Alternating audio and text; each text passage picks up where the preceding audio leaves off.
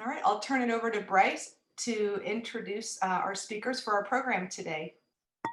Thank you very much. So today from the Oregon Zoo, we have Bob Lee and Maria Reyes joining us. So welcome. Are we going? Hello, everybody. Hi everyone. Thank you very much for having us. Truly appreciate your time, and it seems like a fun group. So thanks for this opportunity. Thank you, Bryce, for inviting us. We're very happy to be here and excited to share a little bit of what's going on at the Oregon Zoo. All right, I'm going to try to share screen. All right, should be all set up. Okay. Just so you know, Bob Lee is our general curator at the Oregon Zoo, and which means he oversees all the animal keepers, animal care. Basically, is like our animal whisperer. So he has a lot going on there with over 2,000 animals that we care for at the Oregon Zoo. I'm the director of development, and I oversee the philanthropic side of the Oregon Zoo. So we are a 501c3, so we raise funds to care for our animals, to provide conservation and also education. So if you're not sure about how the zoo operates, we do have the philanthropic side. We have the Oregon Zoo operations, which any ticket sale that happens there goes to support the Oregon Zoo, which, you know, right now we're functioning on limited capacity due to the pandemic and other restrictions. Thankfully, with the foundation has stepped in with generous donors that have come in from all over, in fact, all over the world to support the zoo. People that have lived, that visited us and came to the zoo at one point or another and now live somewhere else in the country or in the world have supported us, and they're keeping us afloat for now. There are more to our foundation, so I will type in our gratitude report, which is our annual and financial reports that I will put on the chat. You can click on that and leave me more. So with that, I'll just ask Bob Lee to take over. And thank you very much for having us here. Thank you, Maria. Let me know if you all can see the slide. Can you? Is it coming up? No, you're seeing me? Yeah, we can see the slide. You can't see the slide. Okay, I apologize. So I was going to tell you a little bit about the work that we do here at the zoo every day, and a little bit about the conservation work that we continue to do around the world through the support of the Oregon Zoo Foundation, because our mission is to create a better future for wildlife, and that work continues whether there is a pandemic or not. I'm going to start, though, with some of the work that we're doing in Borneo. Borneo, if you don't know where it's at, is a small island in the Pacific, and it's the northern tip of the island there where we do our elephant work. We also have a project with orangutans in Kalimantan, which is in the southern part of the island. And this is a shot of Borneo. If you don't know about the deforestation that is happening there, it's pretty rampant across the entire island. There are palm oil plantations that have been developed. It's a huge industry there. And really, as it happens, whenever there's competition between human and animals, the animals are always going to lose. And this gives you a view of the deforestation and the steps that they create in the palm oil plantation in order to get as many trees as possible planted. And for years, we've heard about the palm oil plantations and the crisis for the animals, and you know how devastating it is for wildlife there. But until you're really out there and you see it, and it's as far as the eye can see, you really don't get a true appreciation for the ecological damage that is occurring. Because all of these animals are still existing in that space. Now, there are less than 2,000 of these elephants left in Borneo. They call them pygmy elephants there. They're naturally smaller than elephants from other parts of Asia.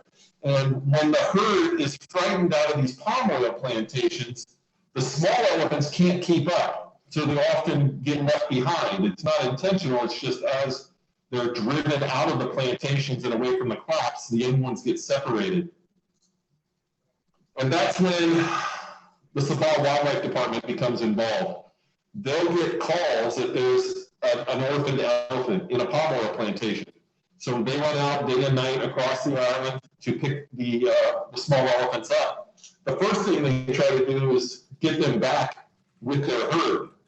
They always want to try to get them back with the herd rather than try to raise it on their own. Many of you may know that elephants live, for 40, 50, 60 years. And so they don't have a long history of captive management in Borneo as we do here and other parts of the world. It's something new to them. They've never had to really deal with this until the last couple decades. But this is what you see over and over in Borneo. That's a palm oil truck behind the elephants. So the elephants are migrating through the island, doing what they do. They're grazing for 16 hours a day, but their lives are intersected with humans at this point. And here's a small glimpse of the damage that's caused by the elephants. So the elephants come into, their natural range areas, and people have built homes. And the bottom left, you can actually see a school. That's a soccer pitch there, and the elephants in the trees just below it. So the school called out the WRU, that's the Wildlife Rescue Unit of the Sabah Wildlife Department. Those are specially trained rangers who can come in and move those animals. Now, we first got involved with the Sabah Wildlife Department back in 1999. The zoo here has a very well-known Asian elephant family. Many of you from the area, you probably know about Packy and his story. He was born here in 1962. And since that time, we've had more births here of Asian elephants than any other zoo in North America. And when the Sabah Wildlife Department was looking for a home for this young orphaned elephant who had been blinded in her left eye, she had a gunshot wound to the left side of her face that left her blinded in the left eye. They reached out to us and said, is it possible for her to join the elephant family here? And we were excited to be able to provide that opportunity. We had a lot of history with elephant herds, and we thought that we could bring her in and offer her a family of her own. So that's what started our connection with Sabah and the Wildlife Department there. And it's really continued since then. We've gone to Borneo and we've asked the question, how can we help you? We don't want to assume and tell you what you need to do. It's a very different world, of course. They have very different problems. So we spent time getting to know the people who are on the ground. We learned that they were just at the beginning stages of captive management. This is a place called Lakawi Wildlife Park, where they were building their first elephant habitat for elephants that couldn't be released. But not only do they find orphans, but they are called in when animals get aggressive. And when elephants stop being afraid of the humans that are around them, they can start pushing back. And the elephants will continue to come into the city, they'll damage homes, they'll injure people. And so the population will call on the wildlife department to move them. And so some of those elephants are at this park, Makawi, outside Kota Kinabalu. So when we went over, again, we're not expecting them to jump right into what we're saying. We brought videos and pictures, and we tried to show them what's possible. Because really it would be, sorry, I guess this isn't gonna open. It would really be up to them to decide what they wanted to do with these animals. We talked about animal enrichment, allowing animals under human care to exhibit natural behaviors. So this is a young male that they have in a place called Cephalok, where they have 5 young males living together, and they get them out a couple times a day to go exercise. But unlike their wild cousins that are grazing 16 hours a day, these elephants are essentially waiting for the humans to take them out and let them stretch their legs. So we want to talk about what more they can do inside the environments for the animals to give them more opportunities to express natural behaviors. So we're helping with the captive management side because that's where our expertise is. But we're also working with them to create corridors for the elephants and the other orangutans so they don't come into captivity. That's really the big goal. If the elephants are brought into captive care, they're going to be there for decades. So let's do everything we can to prevent that. So there are large areas where land has been donated to be reforested. And this is a group of women who go out and they replant vegetation, and they needed a vehicle to get around. They were having to go out on boats and drive for quite a while up the river to get to their plantation areas. But if they had a vehicle, they could get there much quicker. We were able to donate a vehicle to them so they could drive out to their sites. And this is an area where they had replanted just 5 or 6 years before. And in that time, elephants are using it, orangutans are using it, other birds and mammals are starting to use that space already. So it's one of those situations where they see an immediate impact with the work they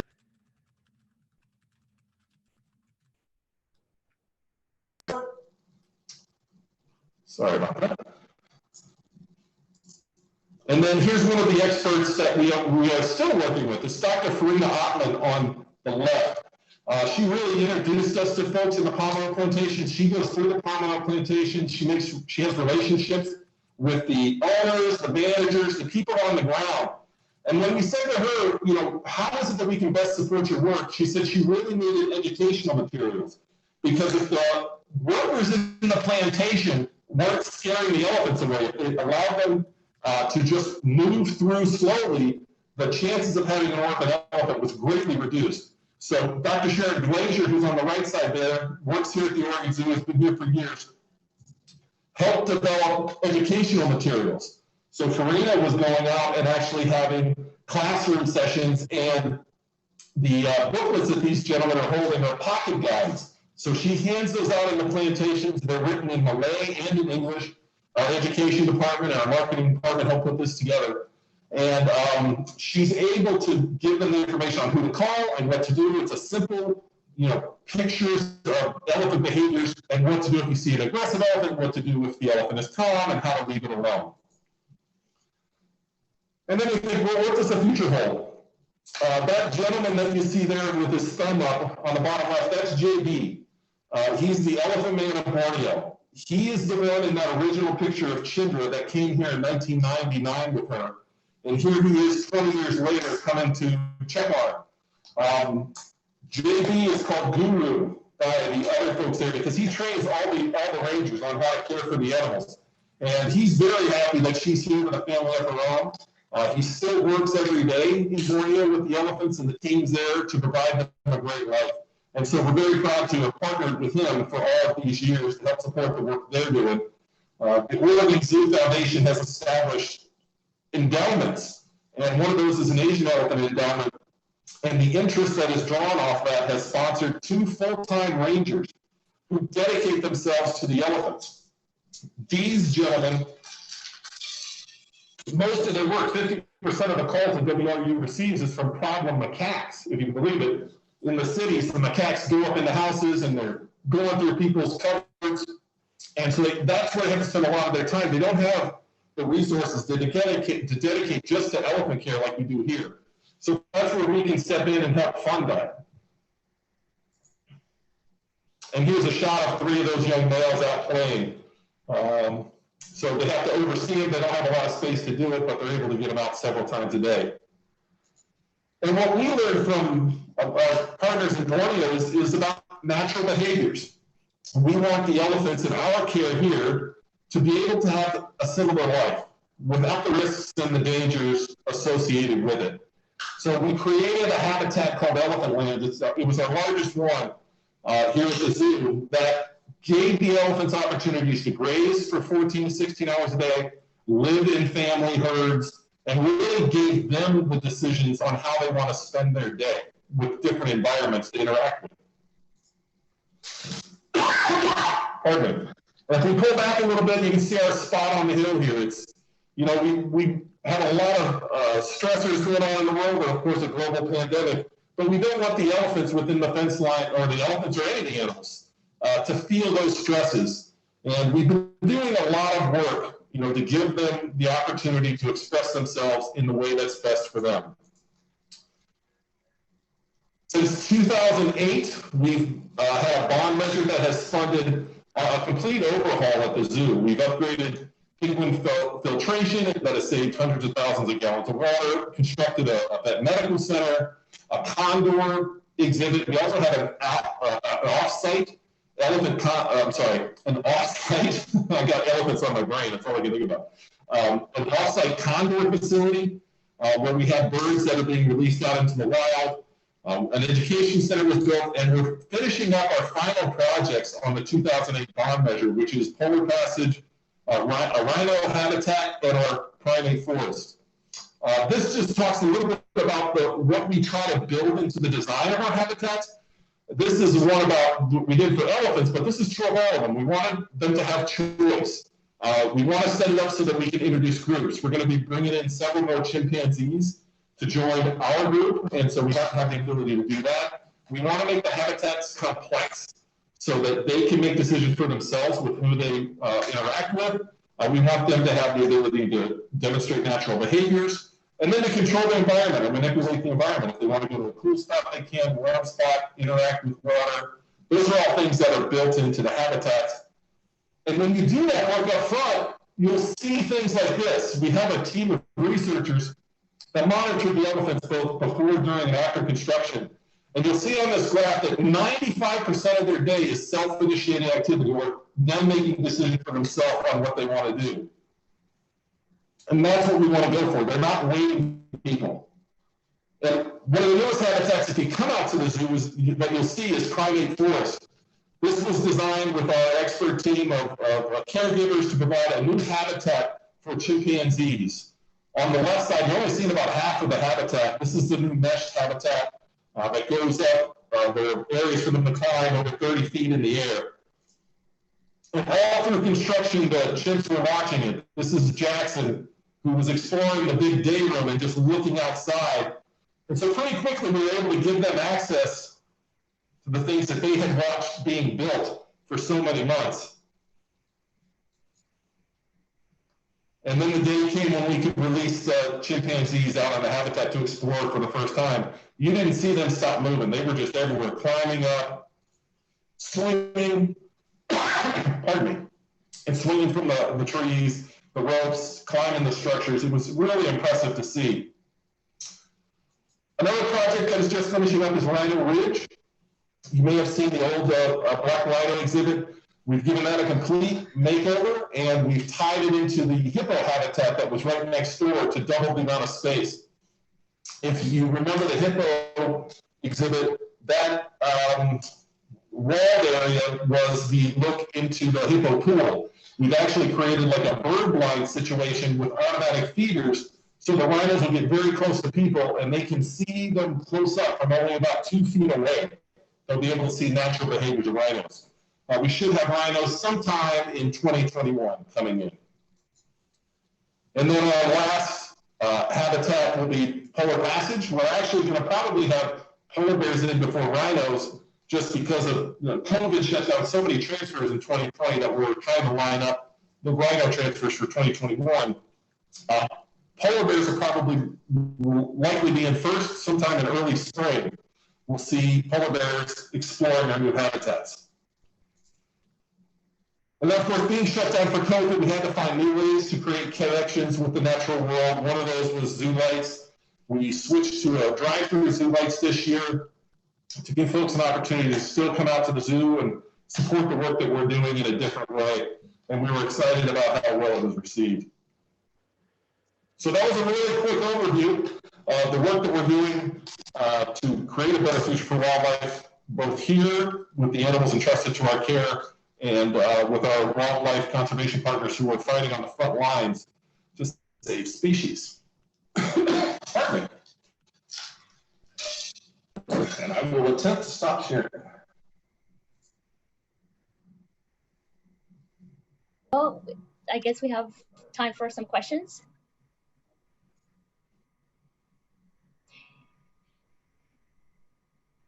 But if you haven't been to the zoo in a while, I encourage you to go see it because it really has changed completely our focus. And I think around the world, the zoo, we're part of the Association of Zoo and Bobby, please correct me or help me on ACA, which is Yeah, it's an accreditation body. It's a very high level of standard that's required to get that accreditation. Is the zoo light still on, or how long will it go? it will go on until, yeah, I believe January 10th right now. Yep. A comment and a question. First of all, we went, our family went to Zoo Lights on Christmas night, and I have to applaud, you know, the crew behind Zoo Lights, and I'm friends with Will Cortez, who is one of the people on that staff. Incredible job of pivoting and making that a great experience for families going through. We really enjoyed it, and it was great to see all the lights that we've come to enjoy, and you know, honestly, explore some new parts of the zoo that normally don't, you know, not everyone gets to see. So, you know, props to the entire zoo staff on making that happen. My question is, with the renovations, there's been some rumors that that part of the zoo railway was going to be abandoned, specifically the part going out to the loop going out to Washington Park and back. What is the status of the zoo railway with all the renovations that have taken place? They're doing a lot of work studying the engineering of it. You can imagine with a railway going out that far and having been built so many decades ago, there's a lot of work that can be done. I'm not the expert on it, but I know that it's not just us, it's going out into the park, so there's a lot of government entities involved, which always makes it a little more complicated and certainly a lot of money to fix things. So the current train does not go all the way down to the Rose Garden like it did. But it is functioning here at the zoo. There are loops at either end where it's going back and forth. So the future, it's yet to be determined what will happen in the future with the railway. But it will be functioning at the zoo, I can tell you that for sure. And thanks for coming out. That was great. I appreciate you taking the time. A question about the elephants. Yes, sir. You've had a few problems in the past with some sort of foot or toenail fungus with the elephants that has seemed to cause some issues. And also, are any of them pregnant right now? None of them are pregnant currently. We do have a herd that is together. Or I should say, none of them are pregnant currently that I'm aware of. It does take several months before you can confirm a pregnancy, but we don't think anybody is. When it comes to foot, back in the 80s, there were several problems. Zoos were built at that time with concrete. You know, a lot of the zoos that were built in the 40s and the 50s and the 60s, the thinking was you put concrete down so you could disinfect it. They thought that was in the best interest of the animals. Well, we know so much more now that anytime you have any animal on wet concrete, that's going to deteriorate their feet.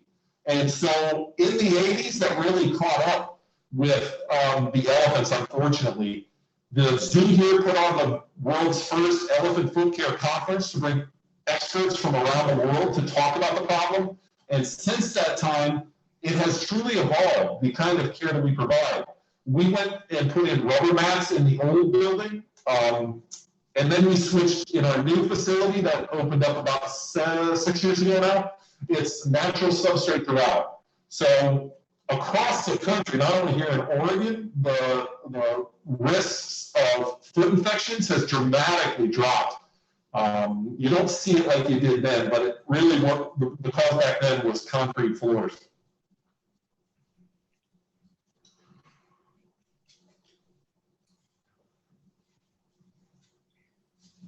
Do we have any other questions for Maria or Bob?